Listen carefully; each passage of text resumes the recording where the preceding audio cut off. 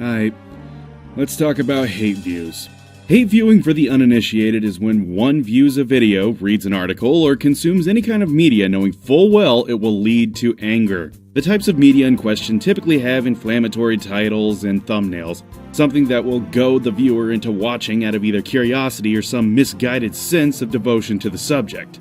You've more than likely seen these videos before. They typically appear in the recommended sections on YouTube, usually as a response to trailers or clips from new movies, games, TV shows, essentially anything you can think of. Sometimes they're blatant, like, "Thing you just watched is bad, here's why." Other times they can sound more like a cry for help, such as, "Can it be saved?" or "Is it too late?" So why has there been an upward trend in attempting to garner hate views as opposed to expressing an opinion and rolling on it from there? There's several key components behind this ever-growing phenomenon, and that's what we're going to look at today. Now I know what you might be thinking. This seems kind of broad, isn't expansion pack about video games? And you're right, but here's the thing. While fishing for hate views is seemingly in all corners of the internet, none of them come close to the amount of hate views one can get from video games. See, there's nothing wrong with expressing an opinion. Lord knows I have several of those. But it's all about how you present it.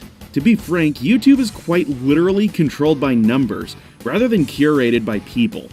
There is zero interest from the algorithms about the content of videos on the site. Instead, they look at things like views, viewer retention, as in how long viewers stay tuned into a video, engagement, such as comments or sharing for example, as well as several other factors under the hood.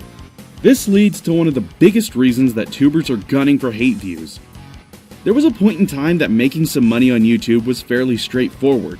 The rough estimate in 2010 was about $5 for every 1,000 views, which of course varied heavily on what ads were ran in what market, what was clicked, and so on.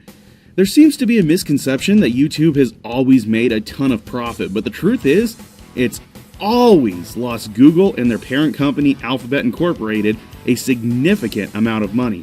YouTube has desperately attempted to move into the black over the course of the last decade, only to sink further into the red. As of April 2019, they still aren't making money on YouTube TV, for example, with their other endeavors falling just as flat. So we've seen a shift within the decade from clicks, to time spent watching videos, to the length of time watching videos, to now where it's about engagement. The whole engagement thing relies heavily on comments. This is how the algorithm on YouTube sees activity on the videos and proceeds to promote them further. Now, ideally, you make good content, people see it, share it, comment, like, subscribe, all those nice things, and you're able to make what you like plus some extra coin on the side. Everybody wins! Unfortunately, the oversaturation on YouTube combined with their soulless process that doesn't promote small creators in any meaningful way means you're likely stuck under the waves of an ever-growing cluster of content. The only real way to break out anymore seems to be the right person coming along, sharing your video on, say, Reddit, and then it takes off from there. Luck.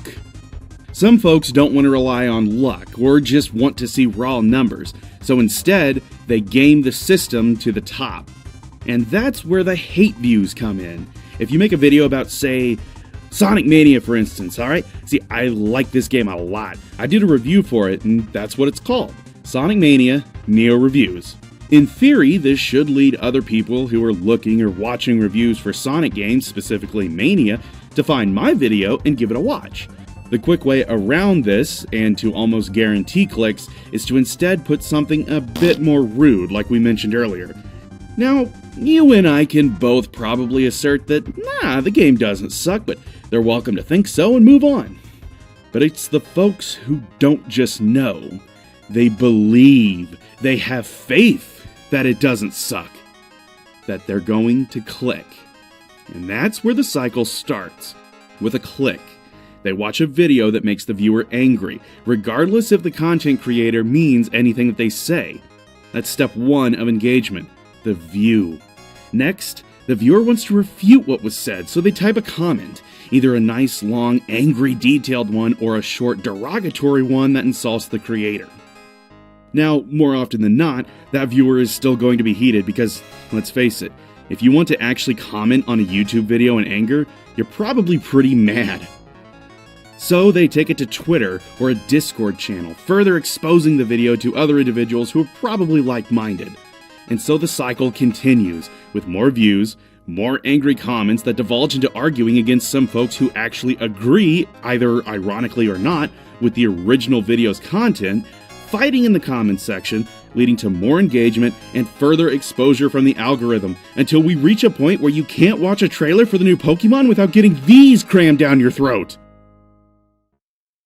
That's what really sucks about all this. It's a hotbed of negativity that is extremely disappointing to see.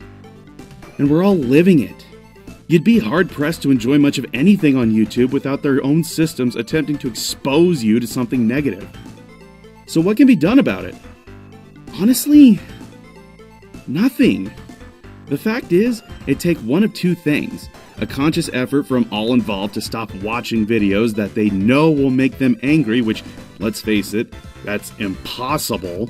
Or for YouTube to make changes, which seems almost as unlikely.